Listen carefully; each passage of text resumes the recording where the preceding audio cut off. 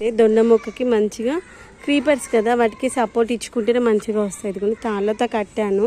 ఇలా 2 పైప్స్ పెట్టుకుని, ఇది వచ్చేసి మనకి బ్యాంబో స్టిక్స్ అనమాట. వాటి సపోర్ట్ తీసుకుని ఈ మధ్య రెగ్యులర్గా ఇస్తున్నాం కదా మన లిక్విడ్ పోషకాలు. కాయలు అయితే మంచిగా స్టార్ట్ అయినాయి. ఇలా ఎడ్జెస్ ఉంటాయి కదా, ఆ యొక్క ఎడ్జెస్ అన్నిటిని ఒక దగ్గరికి కలెక్ట్ చేసుకోవాలి. అప్పుడే మనకి తీగ అనేటువంటి కరెక్ట్గా పాకుతుంది అనమాట. ఇదిగోండి బ్యాంబో స్టిక్ ఉండడం వల్ల మంచిగా ఉంది. కాయలు కూడా చూడండి మంచి పెద్ద సైజులో వస్తున్నాయి. కింద నుండి స్టార్ట్ అయింది. ఇది మనకి ఏంటంటే కిచెన్ వేస్ట్లో నుండి పెట్టినటువంటి మొక్క. ఇది పెట్టి మనకి 3-4 మంత్స్ అవుతుందా లేదా అంతే. మొక్క అయితే మంచిగా వచ్చింది. ఇదిగోండి ఇది మాత్రం అసలు దుంపతో వచ్చినటువంటి మొక్క అనమాట. ఇదిగోండి ఇది దీని నుండి మనం ఇంకా ముగ్గుల 2-3 మొక్కలు పెట్టాము. ఇదిగోండి కాయలు అయితే మంచిగా వస్తున్నాయి. ఈరోజైతే మొక్కలకి రైస్ వైన్ ఇస్తున్నాను.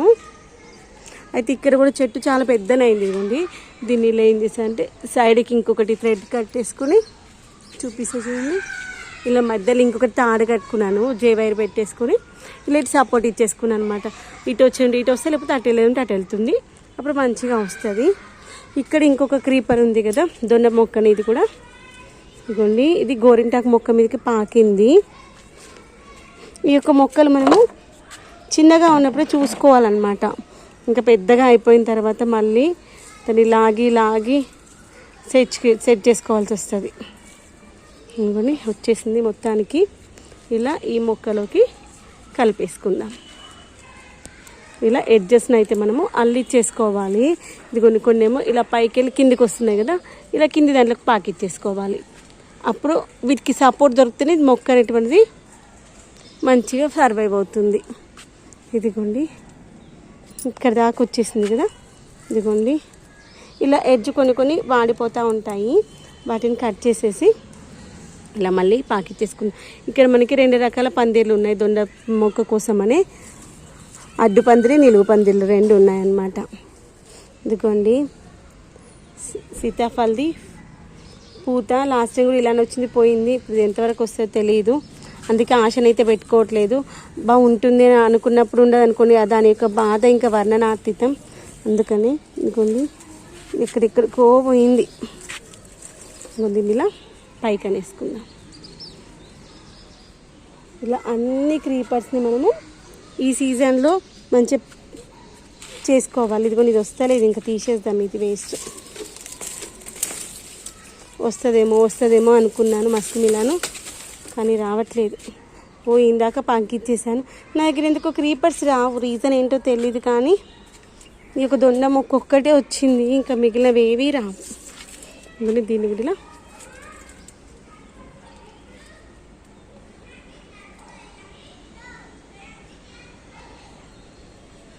ఇది అన్నింటిలో ప్యాకేజ్ చేసుకుందాం.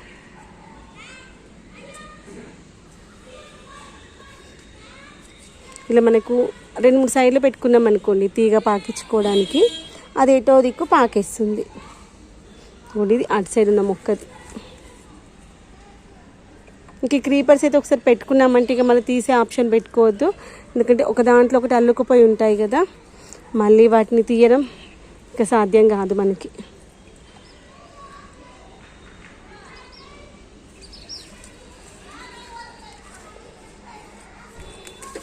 ఇంకోండి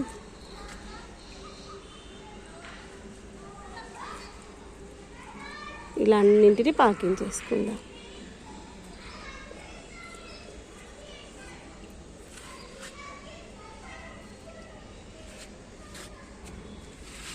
ఇవన్నీ వంగ మొక్క అయితే డల్ అయిపోయినాయి, ఆకులు తెంపేసుకుందాము. ఎండలకే ఏంటో మొక్కలు అయితే అన్నీ డల్ అయిపోయినాయి. మనం మొన్న పెట్టిన విత్తనాలు కూడా ఏమీ రాలేదు ఫ్రెండ్స్. మనము పాలకూర పెట్టుకున్నాము, చుక్కకూర, తోటకూర పెట్టుకున్నాము, అవైతే వచ్చినాయి. అవి ఎట్లా ఒక చిన్న వాన పడితే వస్తాయి. పాలకూర విత్తనం అయితే ఒక్కటి కూడా రాలే. బెండ విత్తనాలు చాలా పెట్టినాము, ఇక్కడ ఒకటి వచ్చింది, ఇక్కడ ఒకటి, 2 మాత్రమే వచ్చాయి బెండ విత్తనాలు, ఇంకేమీ రాలే బెండ విత్తనాలు. ఇప్పుడు ఈ ఆకుకూర విత్తనాలు అయితే మనం ఎలాగో వస్తాయి, ఎందుకంటే అంతకుముందు ఉంటాయి కదా, అవి పడి మళ్ళీ మొలుస్తాయి. ఇంకో 2 రోజులు చూసాక బెండ విత్తనాలు పెట్టుకుందాం అనుకుంటే ఎండలు బాగున్నాయి కదా. ఇదిగో ఇక్కడ ఇంకొకటి వచ్చేలాగుంది, స్లోగా వస్తాయేమో చూద్దాం. దీంట్లో కూడా పాలకూర విత్తనాలు పెట్టుకున్నాం కదా, ఏమొస్తలేవు.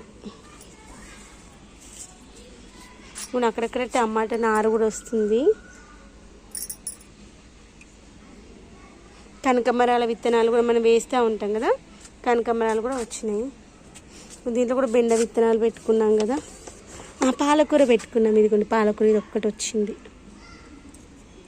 ఇది పాలకూరని, ఇది ఒక్కటి వచ్చింది ఫ్రెండ్స్ పాలకూర, మనకి ఇంకెక్కడ రాలేదు. ఇది కూడా పాలకూరనే అనుకుంటాను. ఇది పాలకూర కాదు, వంగ విత్తనమేమో అనుకుంటున్నాను. వంగ చెట్టు ఆకిలానే ఉంటుంది. చూద్దాం, ఇంకో 2-3 రోజులు అయితే తెలుస్తాయి.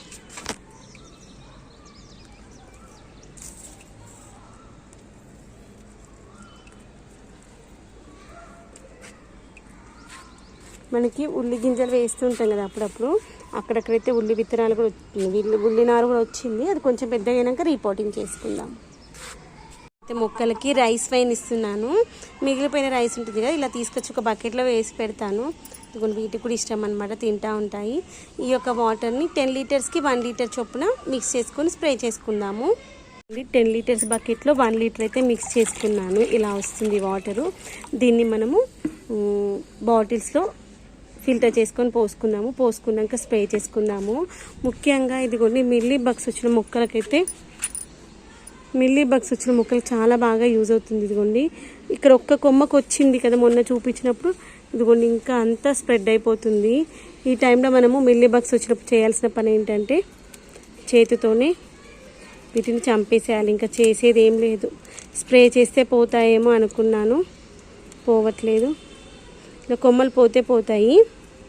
ఈ స్టేజ్లో ఇలా మంచిగా పట్టుకున్నటువంటి మిల్లీ బగ్ అంతా కిల్ చేసేసేయాలి.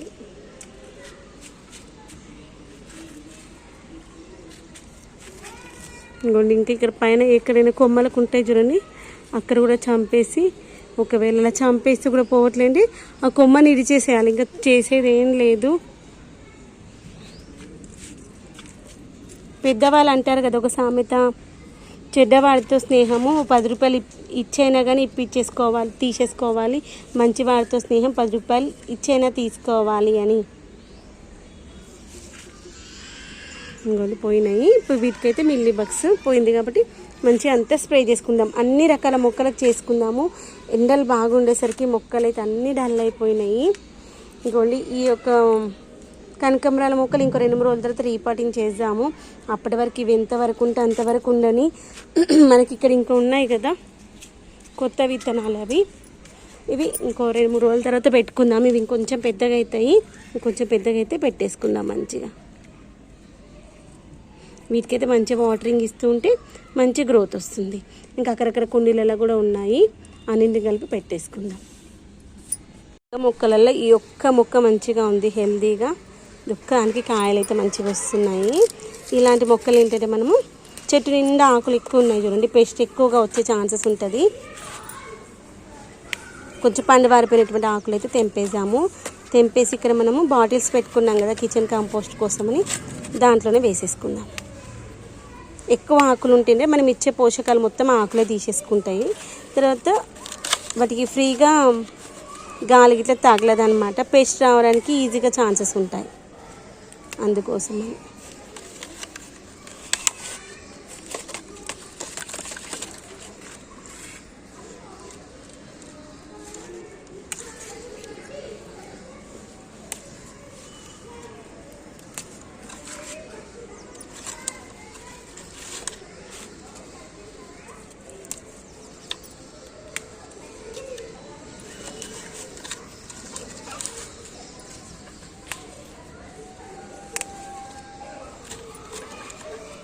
ఇలా ఆకులు తెంపేసి, ముదిరిపోయినటువంటి ఆకులు, పండవారిపోయిన ఆకులు తెంపేసి స్ప్రే చేసుకుందాము. రైస్ వైన్ ముందే స్ప్రే చేసుకోవడం వల్ల మిల్లీ బగ్స్ రాకుండా ఉన్న మొక్కలు కూడా ఇంకా ఫ్యూచర్లో మిల్లీ బగ్స్ రావన్నమాట. అది మంచి పెస్ట్ కంట్రోల్గా పనిచేస్తుంది కదా, అందుకని. కొన్ని ఆకులు ఇలా ముడతకు వచ్చాయి, ఎండకు ఎక్కువయ్యా ఏంటో. కొన్ని కాయలు చూడండి మంచిగా వస్తున్నాయి కాయలు. చాలా రోజుల తర్వాత మన మిద్దె తోటలో వంకాయలు. నాకైతే చాలా ఇష్టం వంకాయలు. మీరు ఎంతమందికి ఇష్టం వంకాయలు కామెంట్ సెక్షన్లో చెప్పండి. ఈ ఈ విత్తనం ఏంటో బాగాలేదేమో అనుకుంటున్నాను. అవి చిన్నగా ఉన్నప్పుడు లేతగా ఉంటాయి, కొంచెం పెద్దగా అయిపోయిందంటే ముదిరిపోతున్నాయి. ఇవి చిన్న వంకాయలా ఏంటో, ఇంకా కొంచెం పెద్దగా అయితే బాగుంటాయి అంతే, ఇంకా అంతకంటే పెద్దగా అయిపోతే ముదిరిపోతాయి. మసాలా వంకాయకి వాడతాం చూడండి, అంత సైజ్ అయితేనే బాగుంటాయి. ఇదిగోండి మన పల్లీల చెట్లు చూడండి ఎంత మంచిగా వచ్చాయో. పల్లకాయ కూడా మంచిగా వచ్చింది. నేను లాస్ట్ టైం తీసి చూపించాను కదా, తర్వాత మట్టి కొంచెం తక్కువైంది అనేసి మట్టి అయితే నిండా నింపేశాను. డ్రాగన్ ఫ్రూట్ ప్లాంట్ చూసాము ఒక్కసారి. అదిగోండి ఆ ఫ్లవర్ అయితే వాడిపోయింది, మనకైతే ఫ్రూట్ రావడానికి రెడీగా ఉంది. మొక్క అయితే ఎండ ఎక్కువగా ఉండేసరికి ఏంటో బాగా ఎల్లోయిష్ ఫామ్లోకి వచ్చింది. ఇదిగోండి క్యాబేజ్ కూడా మంచిగా వస్తుంది. ఇదిగోండి ఇలా మొక్క అయితే అంతా డ్యామేజ్ అయింది, ఎండ ఎక్కువగా ఉండేసరికి ఏమో అనుకుంటున్నాయి. ఇదిగోండి మొక్క అంతా డ్యామేజ్ అయిపోతుంది. ఇదిగోండి ఇంకొకటి డ్రాగన్ ఫ్రూట్ ఫ్లవర్.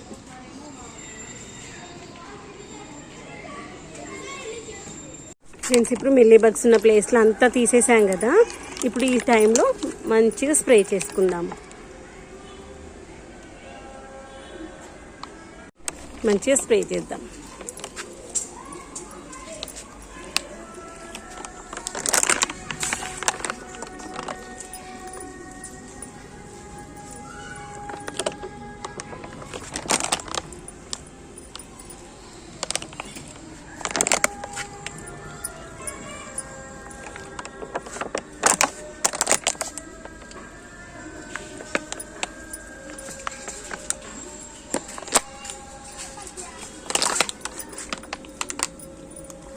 పూత రెగ్యులర్గా మనం స్ప్రే చేస్తున్నాం కదా, ఇదిగోండి పూత వస్తూ ఉంది. కొత్త చిగుళ్ళు కూడా వస్తున్నాయి మొక్కకి.